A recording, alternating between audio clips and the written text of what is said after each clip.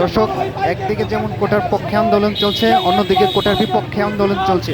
আসলে এরকম থমথমে পরিস্থিতিতে বাংলাদেশ সরকার এবং বাংলাদেশের প্রশাসন কোন দিকে যাবে, কার পক্ষ নেবে এবং আপনার যুক্তিতে কার পক্ষ নেওয়া উচিত অবশ্যই কমেন্টসে জানিয়ে যাবেন।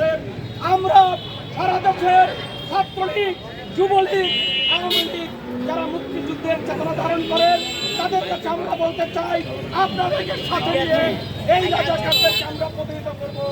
আজকে আমাদেরকে যদি আপনারা সংখ্যালঘু মনে করেন, আপনারা ভুল করবেন। আমাদের এই মুক্তিযুদ্ধের চেতনাকে সঙ্গে নিয়ে এই অ্যাডভান্স কলেজের প্রিন্সিপালের কাছে জবাব চাই আমরা। প্রিন্সিপালের জবাব দিতে হবে। পুলিশ প্রশাসনের অনুমতিতে আমরা আজকে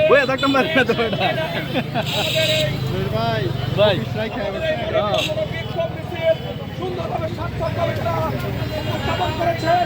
সবাইকে মুক্তিযোদ্ধা সংসদ এবং মুক্তিযোদ্ধা সন্তানদের পক্ষ থেকে ধন্যবাদ জানাই। বক্তব্য রাখবে মুক্তিযোদ্ধা সংসদ জেলা পরিষদের মুক্তিযোদ্ধা সংসদ জেলা কমিটির সভাপতি হুমায়ুন রশিদ সোহাগ।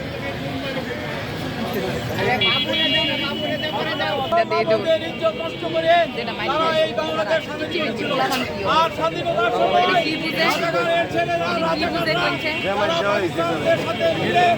বাংলাদেশের বহু লোককে হত্যা করেছে, বাড়িঘর জ্বালিয়েছে। আজকে আবার হঠাৎ করে তারা রাজাকারের সন্তানরা প্রজন্মরা মাথা চালু দিয়ে উঠে দাঁড়াইছে। তারা ওপেন বলতেছে রাজাকার রাজাকার। রাজাকারের এত সাহস কোথেকে আসলো? আমরা মুক্তিযোদ্ধার সন্তানরা, মুক্তিযোদ্ধা চাচারা এখন বয়স্ক হয়ে গেছে, ওনারা হয়তো পারবেন না। আমরা মুক্তিযোদ্ধার সন্তানরা ঐক্যবদ্ধ হয়ে আওয়ামী লীগকে সঙ্গে নিয়ে আমরা এর প্রতিকার করবো ইনশাআল্লাহ। বাংলাদেশে রাজাকার অধিকার নাই। আজকে তারা আমাদের বাপ-দাদাদের পতাকা এনে দিয়েছিল, এই পতাকা মাথায় নিয়ে